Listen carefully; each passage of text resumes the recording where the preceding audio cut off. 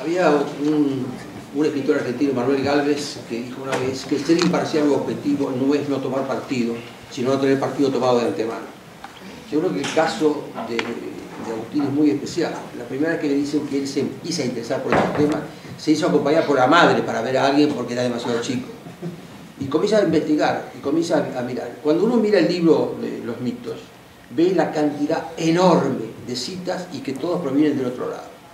Y hoy me contaba él cómo fue su primera entrevista con alguien de la izquierda, con alguien que había sido montonero, para poder que empezaran a hablar por vez primera, y cómo lo consiguió. Y cuando uno mira el libro y ve la cantidad de citas y la cantidad de fuentes que tiene, se da cuenta realmente el aporte que hace. Gracias. Gracias. José, ustedes lo conocen mucho a José Venegas, pero como dije antes, le quería agradecer especialmente porque cuando anoche nos enteramos ayer a la mañana que Nicolás no venía, le pedí a él que nos acompañara. José es un analista político, periodista, escritor, es una de las gente que tiene las mentes más claras en cuanto a cómo ve el mundo. Y le he pedido que tocara el tema de esta noche, es decir, cuál es el uso del pasado. ¿José? Bueno, muchísimas gracias, Guillermo. Para mí es un honor tapar el agujero de una injusticia, en este caso la no presencia de Nicolás Márquez acá. Es lo primero que quería destacar porque tiene relación con el uso del pasado.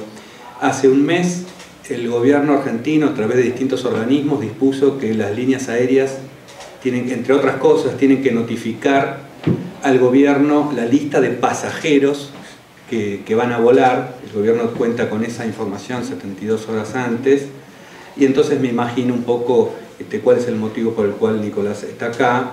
Y además esto habla un poco también de lo que es la ineficacia absoluta de esta gente que necesita 72 horas para enterarse de quién es que va a viajar por medio de servicios de inteligencia, ¿no?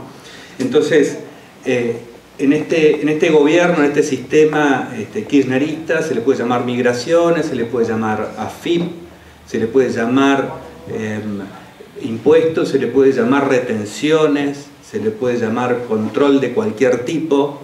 Son los métodos con los cuales este gobierno y otros que son de la misma naturaleza han disciplinado a la sociedad hasta un punto increíble de imaginar. En el caso de la Argentina ha sido, y yo le voy a justificar esto que voy a decir, ha sido una dictadura que se ha logrado con gritos. No ha habido un solo disparo, a nadie le ha pasado absolutamente nada, pero se ha conseguido a través del control de lo que aparece como digamos así, la cara legal del Estado, con lo cual se han cometido la mayoría de los abusos y de los controles, y quería destacarlo. Y voy a usar, sí, la palabra dictadura, porque la dictadura se caracteriza por un país que está sometido a la voluntad de una persona, ¿no? Esta es la cuestión, no tiene que ver si ha sido elegido o no ha sido elegido. Es gente que quiere ser obedecida, que no quiere ser discutida, que no quiere ser cuestionada, que no quiere ser denunciada, que quiere que todo el mundo baile al ritmo de su tango. Me acordaba, escuchándolo a Agustín, de la letra del tango Gira, Gira. La única parte que conozco es Verás que todo es mentira, ¿no? Porque creo que caracteriza en gran parte a lo que es este sistema en el cual la Argentina está metida, de modo tan grave, creo yo, hacia el futuro. Dado el poco tiempo, quise poner algunas cosas y tocar la cuestión de fondo de lo que son los derechos humanos, ¿no? Que está relacionada con este uso del pasado. Metí varias cosas, vamos a ver si logro ser claro. A veces me conviene más no ser tan claro, pero lo voy a intentar, ustedes verán después. Yo tomé el término de derechos humanos porque tiene que ver con la cuestión del uso, y me puse a pensar los sentidos que tiene este término, ¿no? Estas dos palabras, derechos humanos. Uno primero es jurídico, tiene que ver con la historia de los derechos humanos. Los derechos humanos, como ustedes saben, son producto de pactos internacionales. Es el trabajo diplomático después de la Segunda Guerra, donde se tienen que sentar países como la Unión Soviética, que no cree absolutamente en la libertad, todo lo contrario, o los Estados Unidos, Inglaterra, los países aliados, para determinar que hayan unos derechos transaccionales que puedan ser aplicados inclusive por países que no respetan el derecho. es en este sentido jurídico de los derechos humanos, sobre el cual se podrían hacer varios de estos encuentros solamente de ese aspecto, se opone a lo que era el sentido del derecho individual anterior, ¿no?, que está contenido en las constituciones liberales como la nuestra, los primeros 35 artículos de la Constitución, que hablan de los derechos fundamentales, del debido proceso y demás. El problema con los derechos humanos así entendidos es que pretenden la aplicación de algo parecido a esos derechos y a esos procedimientos a un contexto de enemistad. Se discute mucho en la Argentina si ha habido una guerra, no ha habido una guerra. No tiene ningún sentido la discusión, salvo que quieran, como pretendían los montoneros en su momento, aplicar el Tratado de Ginebra. Lo importante es que es la aplicación del derecho a un enemigo, a un reconocido enemigo. Entonces acá las circunstancias y las reglas cambian bastante. El segundo aspecto, por eso es también es el aspecto jurídico penal, ¿no? Recuerdo al principio del kirchnerismo, me preguntaban los estudiantes de TEA que enseñan periodismo, pero les digo que salen, no sé, a la izquierda de Stalin está TEA, y ahí les explican cómo tienen que pensar. Y me vinieron a hacer una nota, y dije, bueno, me imaginé lo que iba a pasar, y me preguntaron, bueno, a pesar de que yo era tan crítico, ¿qué opinaba de la política de derechos humanos del kirchnerismo? Yo les contesté, el kirchnerismo no tiene ninguna política de derechos humanos. Y estaban muy asombrados. No, un gobierno no puede tener una política de derechos humanos, un poder ejecutivo no puede tener una política de derechos humanos. Está hablando de hechos del pasado a los que quiere reprimir, ¿no? Derechos humanos, política de derechos humanos quiere decir la represión de los hechos del pasado. En cambio, derechos humanos quiere decir hasta qué punto podemos controlar la legalidad de ese procedimiento. El objeto de la materia de derechos humanos, o inclusive del debido proceso penal, no es terminar con la impunidad, como esta gente ha estado repitiendo, sino terminar con la ilegalidad y respetar el derecho de defensa. Un gobierno que interviene desde el Poder Ejecutivo para impulsar a los tribunales a llevar a cabo determinados procesos represivos, porque el proceso penal termina con será reprimido, ¿no? Todos los artículos del Código Penal dicen será reprimido. Me parece, quería poner estos aspectos, porque cuando hablamos de derechos humanos se mezclan estas dos cosas, ¿no? El concepto penal, ¿no?, que es una política represiva, que eso ha sido el kirchnerismo, y el concepto de protección de las garantías individuales, que está del otro lado. Si yo me pongo a perseguir gente, aunque sea de la forma más legal, me pongo a perseguir gente acusada de violación de derechos humanos, no es diferente a que persiga gente acusada de cualquier otra cosa, si de lo que hablamos es de protección del individuo y los derechos individuales, ¿no? Esta confusión, ¿dónde empieza? Yo voy a ir un poco más atrás. Es increíble porque sobre este mismo tema, personas que compartimos los mismos valores podemos tener miradas tan diferentes, inclusive que sean todas válidas. Desde mi punto de vista, esto empieza con un libro de Carlos Nino.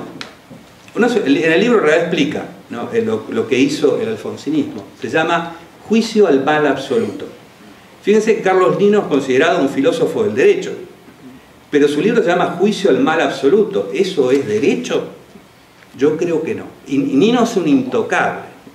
Como siempre hago estas cosas, para mí es muy tocable, y creo que estaba muy equivocado. Escribe un libro donde pone las cosas en términos de nosotros estamos combatiendo el mal, y su argumentación es las garantías del debido proceso legal, penal, liberal, son un obstáculo, dice Nino, gran filósofo del derecho en Argentina, son un obstáculo para conseguir el fin de lo que nosotros vamos a llevar adelante, que es la represión de estos hechos del pasado. Y yo creo que esto ha sido una enorme equivocación, o intencional o no, que ha ido produciendo bastantes efectos hacia el futuro. No quiero olvidarme de esto, del juicio al mal absoluto. El kirchnerismo, por eso el uso del kirchnerismo tiene que ver con estas cosas que ocurrieron antes que el propio kirchnerismo. Hay un sentido político fundamental del término derechos humanos. El más importante es la victimización. El kirchnerismo y el sistema, digamos, lo decía Agustín recién, cuando se vieron derrotados militarmente empezaron a ponerse en la posición de víctimas de la cuestión de los derechos humanos. Y uno ve todo el tiempo, cada vez que se hace una apelación a ese pasado que estamos ahora recordando y tratando de ver cómo se utilizó, como todo el tiempo hay, al lado de la reivindicación de la posición de macho violento, que me llevo el mundo adelante y soy montonero y voy a poner unas bombas, somos unos pobrecitos a los cuales nos han perseguido y entonces unos militares malos. Paso de víctima a victimario, de agresor a víctima permanentemente. Y acá viene otra parte del uso del pasado. El kirchnerismo funciona exactamente así, en cualquier cuestión del presente. Agrede y se victimiza. Busca un sector al cual ataca hasta las últimas consecuencias, y cualquier cosa que ese sector diga en algún momento es considerado una agresión y se ponen en una posición de víctima. Para Cristina Kirchner no existe, es el único gobierno, el kirchnerista, que jamás se ha interesado en resolver un solo problema. Cada vez que le dicen que hay un problema, ellos dicen que hay una conspiración contra ellos. Se ponen en víctimas de las propias barbaridades que ellos hacen, ¿no?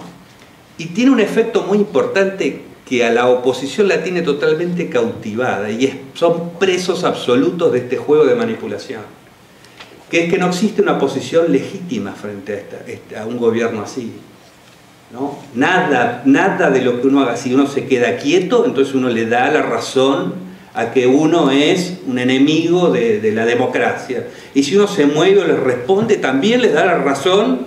¿Y saben lo que hacen los estrategas de los asesores que cobran millones de los candidatos que quieren ser presidentes a partir del año que viene en la Argentina? Les dicen que no se metan en ningún tema, que les pidan perdón. En este momento el debate en la Argentina, ¿saben cuál es? El gobierno fracasado en lo económico, político, moral, jurídico, en todos los planos que se les ocurra, le está pidiendo explicaciones a la oposición de qué es lo que va a hacer. ¿Y saben lo que hace la oposición? Le da las explicaciones.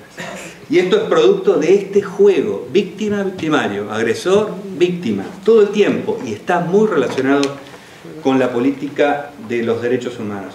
Hay un sentido mítico, lo tocó un poco Agustín. Nosotros vivimos en una época pretendidamente muy racional, y no entendemos que la verdad es que la política y el mito han sido siempre un juego muy estrecho, y hay una relación muy estrecha en la política y el mito. Lo raro es lo de ahora, la separación de la iglesia y del Estado. No lo hemos logrado porque el Estado se ha convertido en una iglesia, lamento informarlo, ¿no?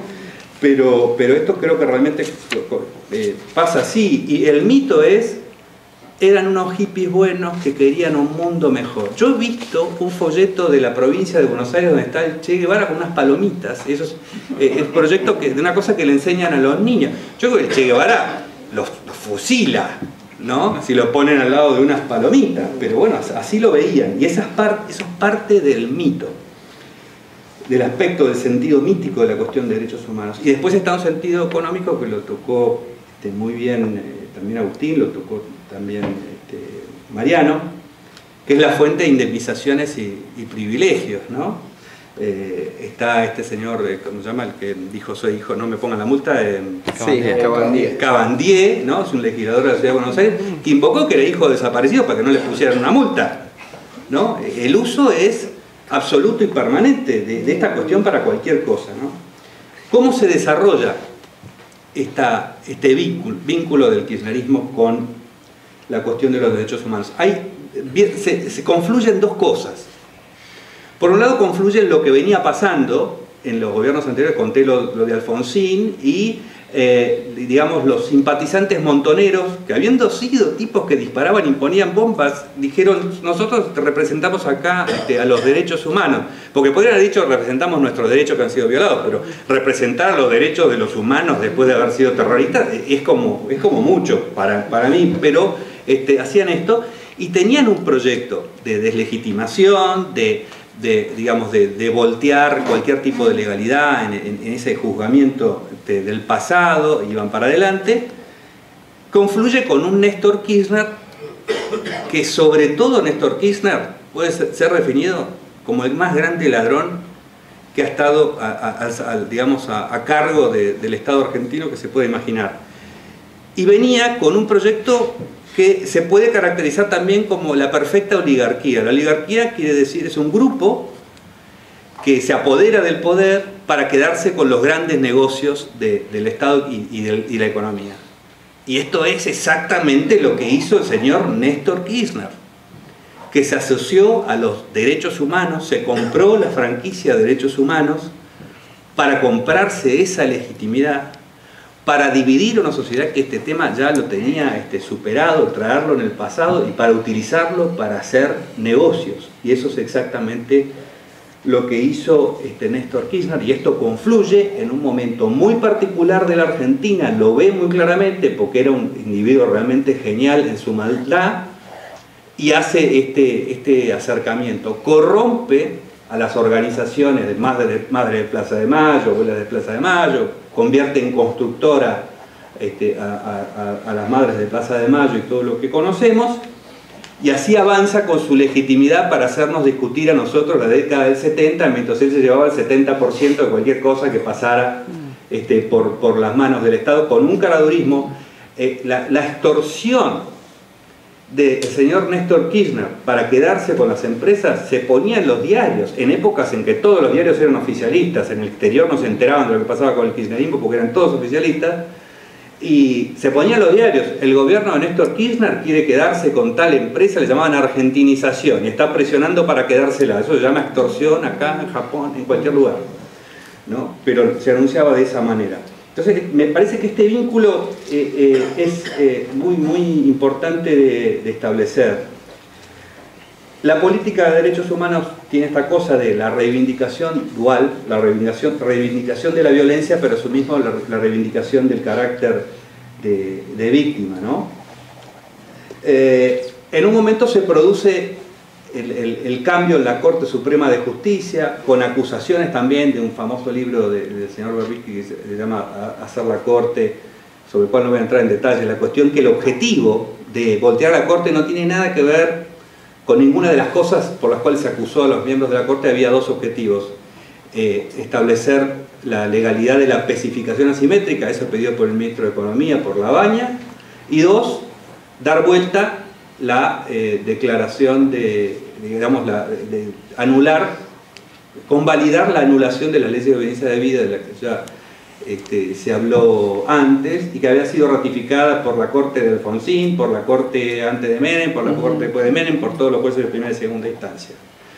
Unido a esto, pasa que hay una cantidad de jueces que empiezan a sacar resoluciones totalmente contrarias a derecho, contra los militares. Hay una impunidad total, uno le puede hacer cualquier cosa a un militar, un juez, porque no existe ninguna posibilidad de que un juez sea castigado por cualquier cosa que le haga a un militar. Y durante el gobierno de Carlos Menem había una cantidad de jueces que digamos, de muy dudosa moralidad, por decirlo en términos así sencillos, y con unos patrimonios muy generosos, que de repente, cuando empezaron a sacar fallos favorables a esta tendencia, nadie más los cuestionó. Entonces, yo diría que el cuento de la utilización empieza con Alfonsín, con Menem en cuanto a la promoción de las indemnizaciones. Hizo rico a la gente vinculada a los derechos humanos de ese pasado y vinculada sobre todo a la violencia política, extendiendo de alguna manera eso. Él tenía esta política de apaciguamiento con dinero a los sindicatos y también a la gente de la ultraizquierda. La Alianza no hizo un gran aporte, pero durante el gobierno de la Alianza, si no me equivoco, ahora estoy dudando un poco si fue durante el gobierno de la Alianza que se hicieron los juicios de la verdad, o no, por ahí. Bueno, se intentó hacer una parodia de lo que fueron los juicios de la verdad, pero resulta que estos juicios por la verdad a los testigos se los traía por la fuerza, y a gente que aparecía con imputaciones se lo obligaba a declarar.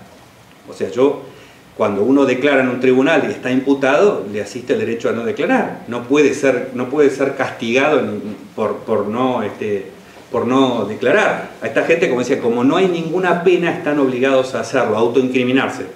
Se deroga la ley de obediencia de vida, punto final, y lo mismo que habían dicho cuando no podían ser incriminados se utilizó para incriminarlos. Y si no, hubieran utilizado cualquier cosa porque era totalmente instrumental. Entonces, En esta secuencia de errores anteriores, Kirchner es como el cuento del dedo, el chiquito le puso el huevo, el otro le puso la sal, y el gordito Kirchner se los comió a todos y se llenó de plata. Esta creo que es lo que resume la utilización de esto. Quiero dar mi opinión sobre, ahora, mi opinión sobre la cuestión muy corta de la cuestión de los derechos humanos. Se ha hablado de una teoría de los dos demonios, ¿no?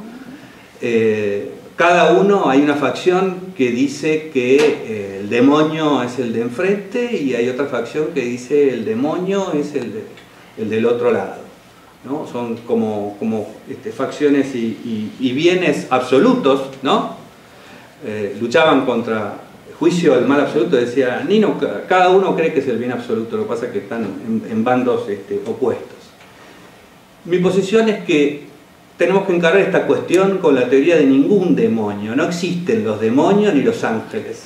Lo que se tiene que hacer acá es justicia con las reglas jurídicas.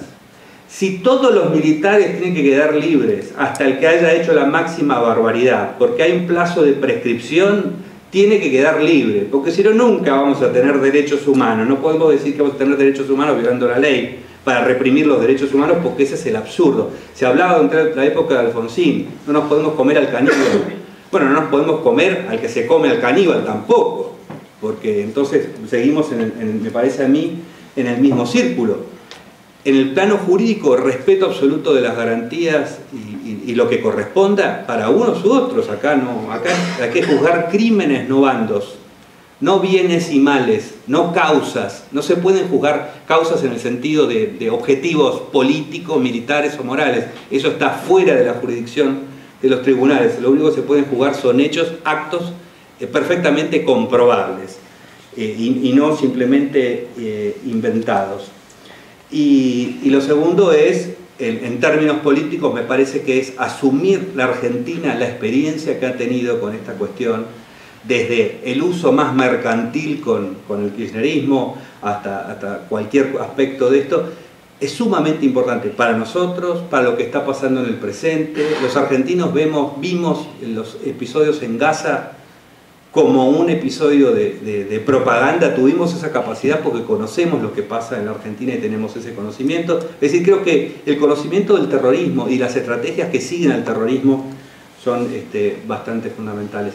No sé si, con esto quería terminar, no sé si habré conseguido ser claro con los puntos.